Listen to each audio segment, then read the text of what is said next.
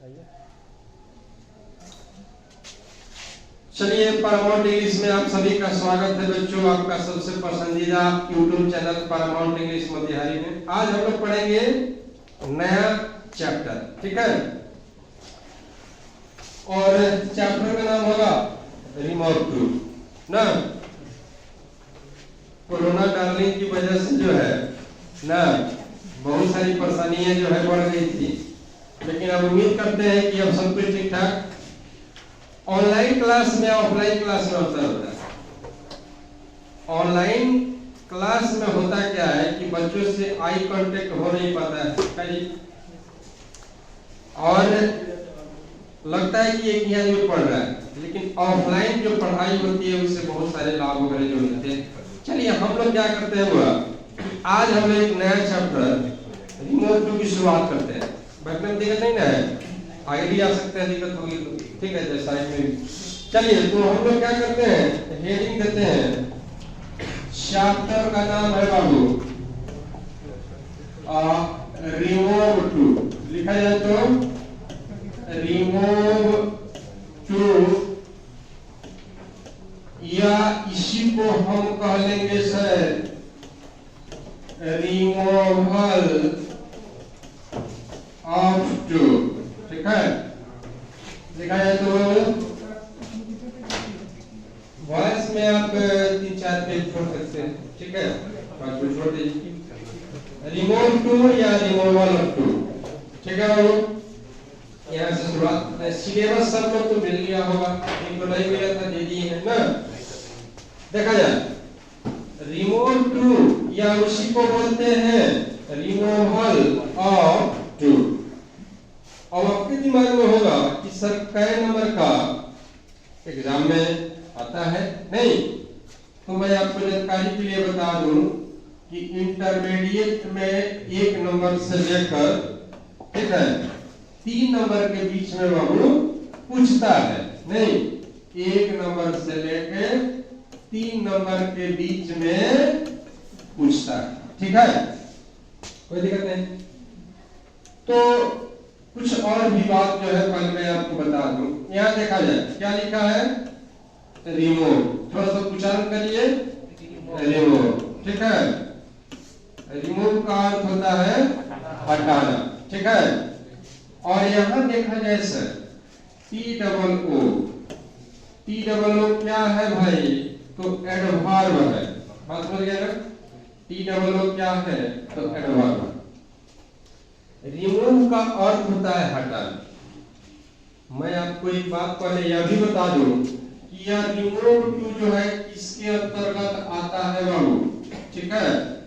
तो आपको कहे थे कि पूरे ग्रामर का 3 वो जाल है, माने आप उसका कर्म फ्रेंड कह सकते हैं, बात समझ गए। पहला है पार्ट्स ऑफ स्पीच, दूसरा है टाइम एंड टेंस, और तीसरा है ट्रांसफॉर्मेशन, राइट। यानी कि पूरे ग्रामर को अगर बांटा जाए, जैसे हम लोग का शरीर है तो शरीर का मेन पार्ट है उंगली नहीं ना है। अच्छा, अगर जो के पास वो उंगली ना रहे तो जी की मर्जी तभी जी सकता है।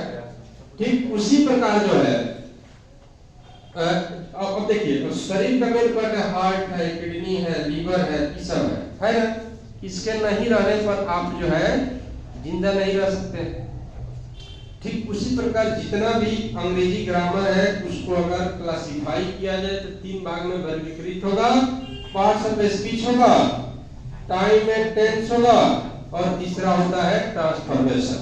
तो ये जो चैप्टर हम लोग पढ़ रहे हैं सर, यह किसके अंतर्गत आता है, तो यह आता है ट्रांसफॉर्मेशन के अंतर्गत, ठीक है। अब क्या होता है भाई ट्रांसफॉर्मेशन? ट्रांसफॉर्मेशन का शाब्दिक मतलब होता है रूपांतर। क्या होता है? रूपांतर। ट्रांसफॉर्मेशन में क्या होता है कि किसी वाक्य को एक ग्रामेटिकल फॉर्म से दूसरे ग्रामेटिकल फॉर्म में बदला जाता है, लेकिन अर्थ में कोई परिवर्तन नहीं होता। अब जैसे देख लो, एक्टिव वॉइस का जो अर्थ होता है वही पैसिव वॉइस का। जैसे हम कहें आई लव यू, इसका पैसिव बनाइएगा तो you are loved by me, I love you, मैं तुमसे प्यार करता हूँ, आई वर लव्ड बाय मी, तुम मेरे द्वारा प्यार किए जाते हो। तो कोई दिक्कत, कोई अंतर इसमें नहीं है। तो ट्रांसफॉर्मेशन जो है एक बहुत बड़ा टॉपिक है, जिसके अंतर्गत आता है रिमोट टू, आता है वॉइस, आता है नरेशन, आता है डिग्री, आता है सिंथेसिस, आता है एनालिसिस, आता है, बुझे? यानी कि वैसा सारा चीज आ सकता है जिसमें अर्थ न बदले, ग्रामेटिकली क्या होगा, बदलेगा। जो अर्थ डायरेक्ट नरेशन का वही इनडायरेक्ट नरेशन का, जो अर्थ एक्टिव वॉइस का वही अर्थ पैसिव वॉइस का, है कि नहीं?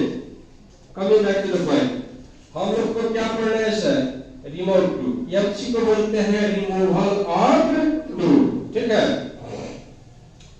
1 से 3 नंबर यूपीएससी का नाम सुने हैं ना, इसमें डीएमएस भी लोग बनते हैं, उसमें पूछता है, माने यूपीएससी का जो एग्जाम होता है सर, उसमें 5 नंबर का क्वेश्चन जो है रहता है, बात समझ गए? उसमें 5 नंबर का, बाकी जो भी एग्जाम वगैरह कॉम्पिटिटिव है उसमें 1 नंबर, 2 नंबर, 3 नंबर, 4 नंबर ऐसे करके रहता है। आपका जो 12 का एग्जाम होगा उसमें 1 नंबर से लेकर 3 नंबर के बीच में क्वेश्चन रहेगा। बोलिए, रिमूव टू हम लोग शुरू किए, या उसी को बोलते हैं रिमूवल ऑफ टू। रिमूव का मतलब होता है हटाना, तो किसको हटाना? टी डब्ल्यू को हटाना। टी डब्ल्यू क्या है? लिख लिए, लिखा जाए, कलम की गति को थोड़ा सा बढ़ाइए, ठीक है? इसको लिख लीजिएगा, इसको इस समझाने के लिए इसको लिखें, इसको जो है यूपीएससी वाला जो लिखे हैं उसको समझाने के लिए, ठीक है? क्या बाबू, चलिए आगे बढ़ते हैं। और देखिए, परिभाषा जो किसी भी चीज का होता है, आपको भी पता है कि किसी एग्जाम में परिभाषा जो है नहीं पूछा जाता है, लेकिन बेस तैयार करने के लिए परिभाषा को लिखना पड़ता है, ठीक है? आइए इसका थोड़ा डेफिनेशन जो है हम लोग लिखते हैं, बात हो गया? चलिए, हो गया वो, लिखिए, लिख ली, चलिए लिखा जाए, डेफिनेशन लिखिए। तो डेफिनेशन शॉर्ट में लिख लेते हैं ऐसे का, ऐसे पूरा क्या होता है, DEFINITI, ठीक है ना? शॉर्ट में हमने लिख दिया है, लिखा जाए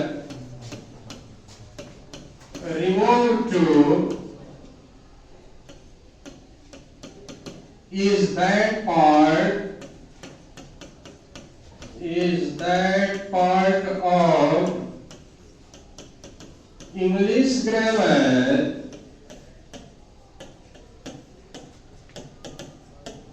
in which we study how to remove to from a sentence without altering the sense, without altering the sense. Remove to is that part of English grammar in which we study how to remove to from a sentence without altering the sense. ठीक है? लिखा जाए, remove to is that part of English grammar in which we study how to remove to from a sentence without altering the sense. ठीक है? चलिए थोड़ा सा हिंदी में लिख लीजिएगा, हिंदी वाला थोड़ा सा स्पीडली लिखिएगा, ठीक है? That part of English grammar जो लिखे हैं वहां पर ट्रांसफॉर्मेशन भी लिख सकते हैं सर, लेकिन ट्रांसफॉर्मेशन भी किसके अंतर्गत आता है? तो ग्रामर के अंतर्गत न आता है जी, ठीक है? बोलिए, हिंदी वाले लिख लीजिए, थोड़ा सा हिंदी को थोड़ा स्पीडली लिखिएगा, लिखिएगा रिमूव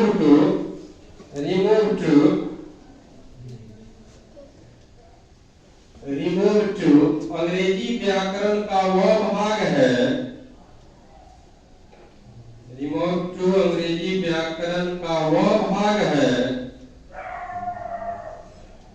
रिमूव टू अंग्रेजी व्याकरण का वह भाग है जिसमें टी डबल ओ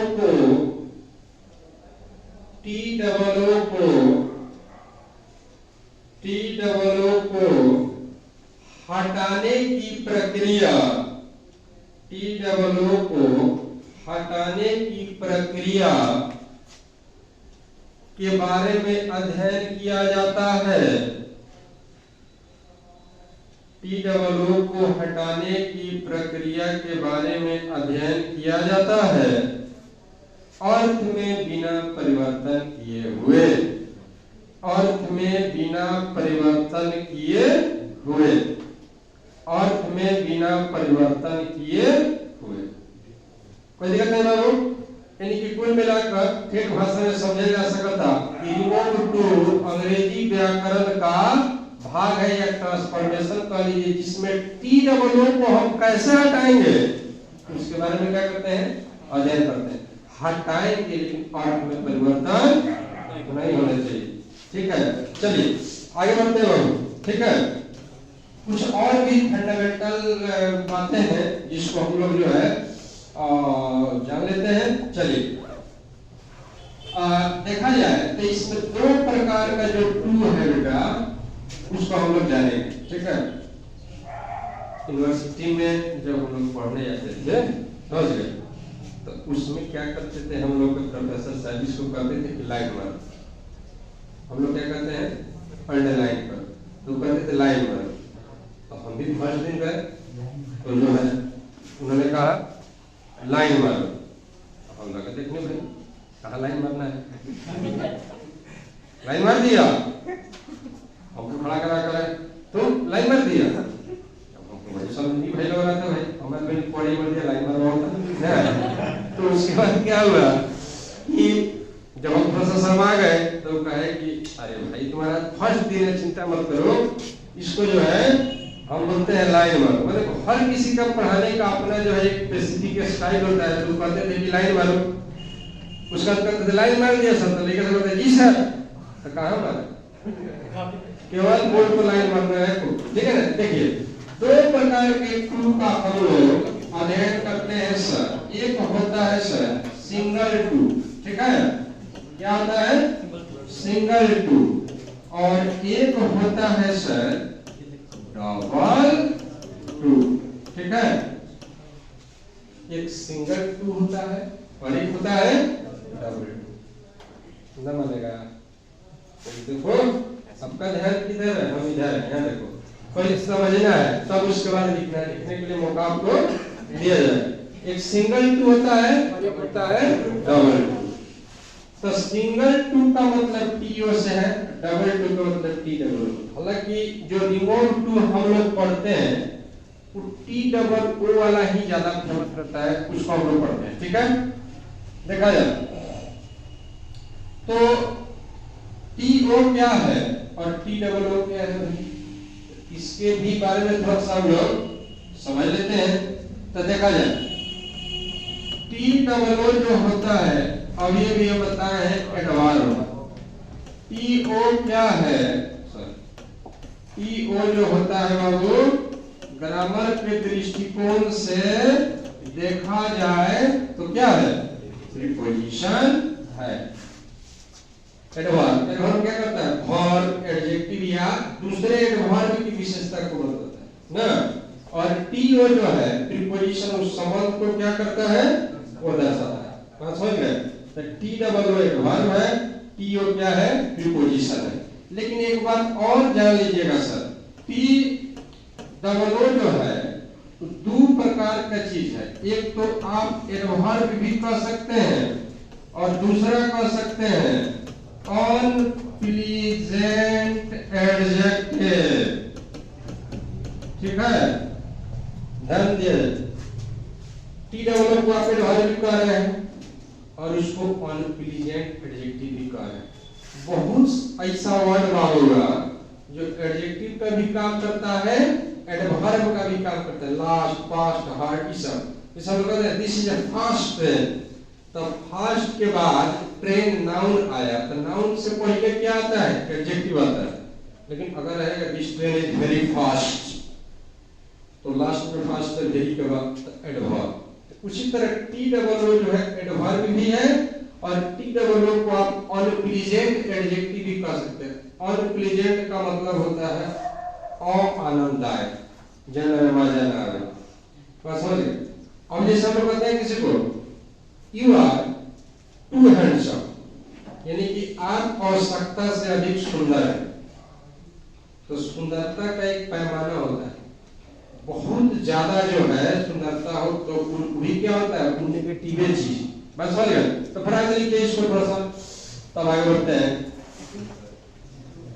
कलम की गति को थोड़ा सा जो है बढ़ाते रहिए, आनंद आएगा। बोलिएगा टी डबल ओ एडवर्ब भी है, T double O unpleasant adjective भी है, ठीक है। बोलना बाबू, ठीक है। आप लोग बेटा लिखे?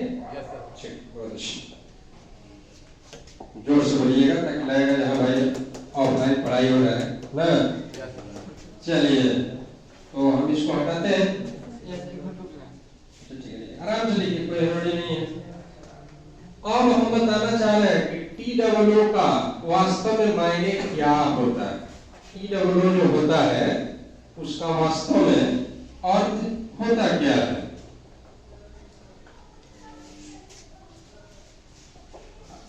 ठीक है,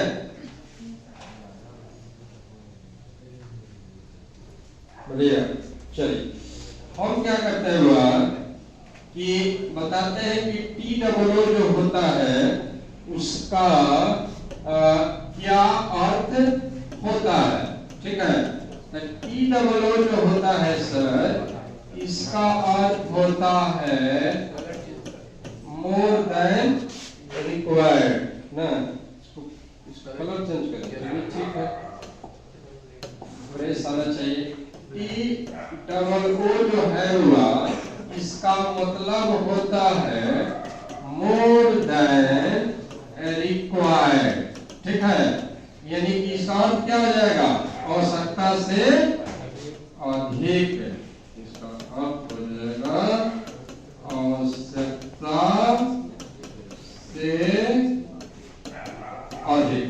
चाहे इसी को हम चाहें तो ऐसे भी लिख सकते हैं बुरा, एक्सेसिव, हिंदी हो जाएगा अत्यधिक।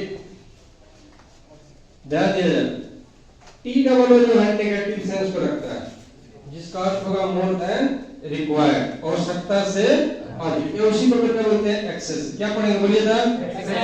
जोर से पढ़िए, एक्सेसिव, अत्यधिक।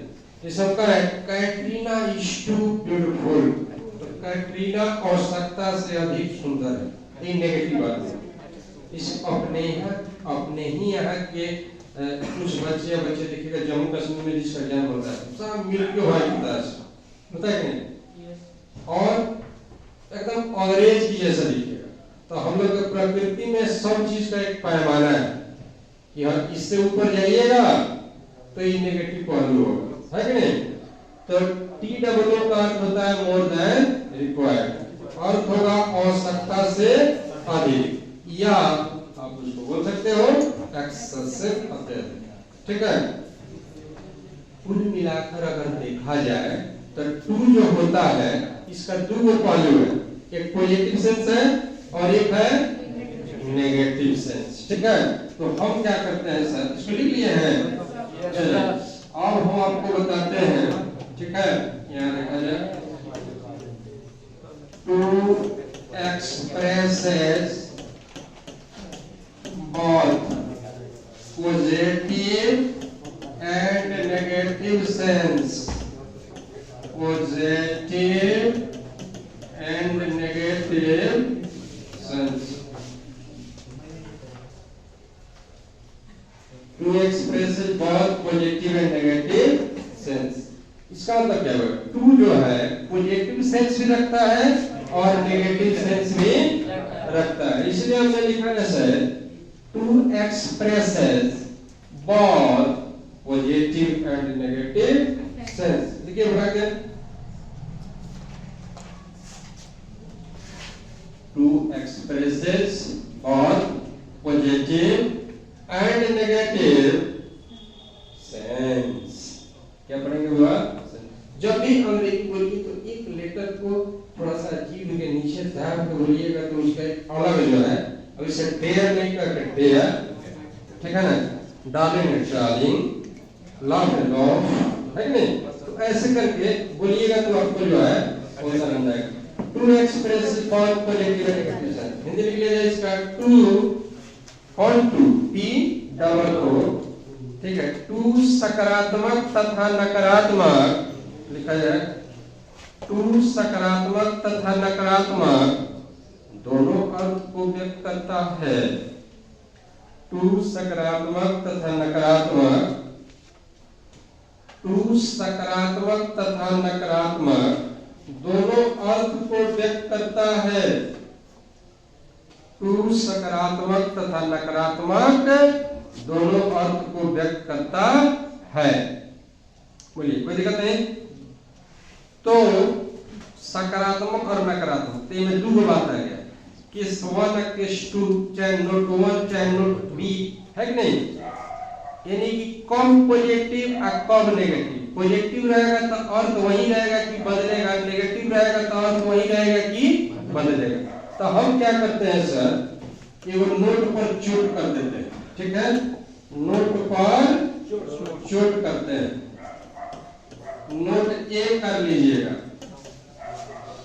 ठीक है, नोट ए लिखा जाए, लिखना हुआ when 2 is used in negative sense, when 2 is used in negative sense, its meaning is more than required. Its meaning is more than required. ठीक है? When 2 is used in negative sense, its meaning is more than required.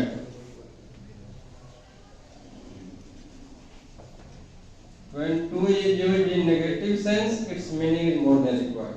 कैसे समझोगे कि negative है? ठीक है, चुपका है कि नेगेटिव रहेगा तब इसका अर्थ होगा मोर देन रिक्वायर्ड ना, उसको हम बता रहे हैं कि कब नेगेटिव होगा। When 2 is used in negative sense, its meaning is more than required. Hindi वाले लिख सकते हैं, जब 2 का प्रयोग नकारात्मक अर्थ में, जब 2 का प्रयोग नकारात्मक अर्थ में किया गया हो, जब 2 का प्रयोग नकारात्मक अर्थ में किया गया हो, तब इसका अर्थ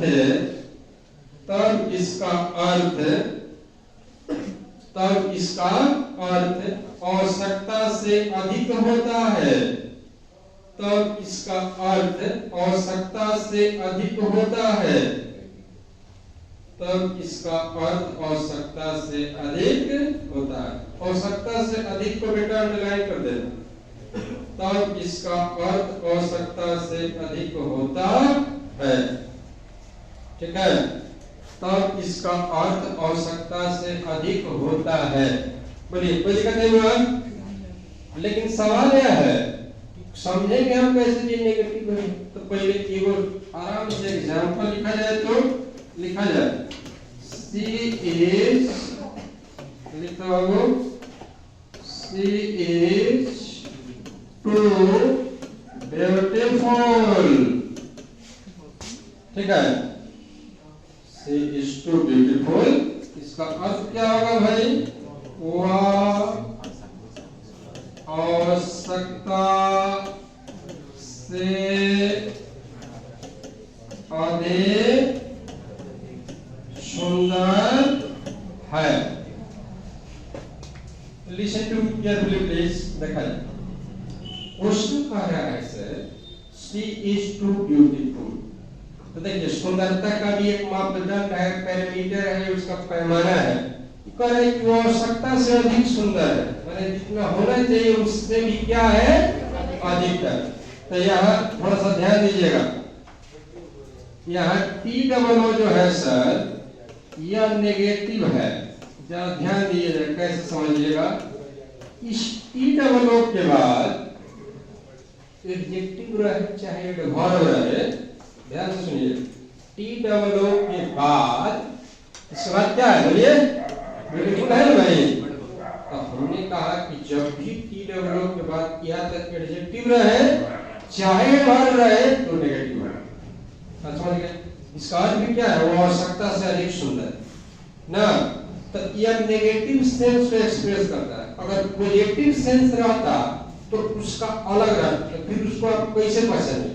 लेकिन पहले इस पर एक और एग्जांपल लिखे, लिखा है she is too beautiful. Beautiful का कैसे पढ़िएगा, पढ़िएगा ब्यूटीफुल, बोलो ठीक है, बोलो ठीक है, ठीक है ना। चलिए आगे बढ़ते हैं। और आइए एक क्वेश्चन और लिखिए बेटी। अच्छा ठीक, चलिए एक क्वेश्चन और देते हैं सर। जैसे मान लीजिए रहे ही वाज टू लेजी, इसका क्या होगा, वो आवश्यकता से अधिक आलसी था। तो हमने कहा कि जब भी टी डबल ओ के बाद एडजेक्टिव वर्ब रहेगा सर तो नेगेटिव अर्थ को प्रोड्यूस करेगा, राइट। चलिए तो अब इसका एक नोट भी देखते हैं भाई कि पॉजिटिव सेंस होगा तो क्या होगा। तो एक नोट पर जट करिए, नोट बी में लिखा जाए sir when to is used in positive sense,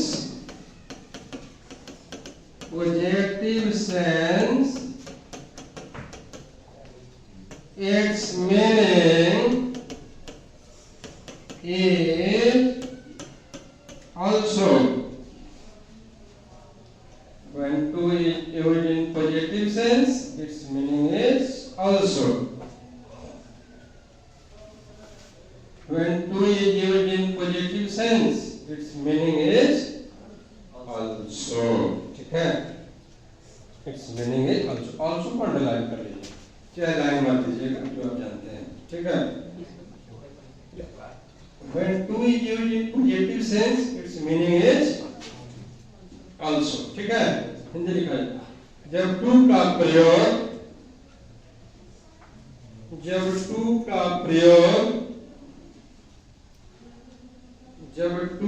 प्रयोग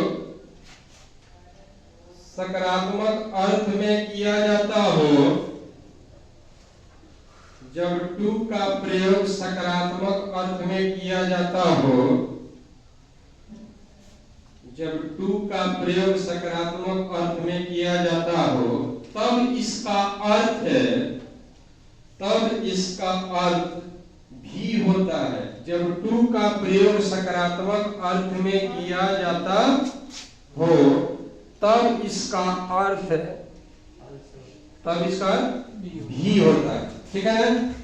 भी हिंदी में लिखना है ना भाई, ऐसे, ठीक है, भी होता है। अब जरा ध्यान दीजिएगा, वर्ब के बाद टी डबल ओ आएगा तो पॉजिटिव सेंस को डेवलप करेगा। जैसे एक वाक्य हम लिख रहे हैं, ठीक है, तो क्या हो जाएगा बाबू, he plays cricket too. Plays क्या है भाई, तो वर्ब है ना। और वर्ब के बाद जब टी डबल ओ आएगा तो वह सेंस होगा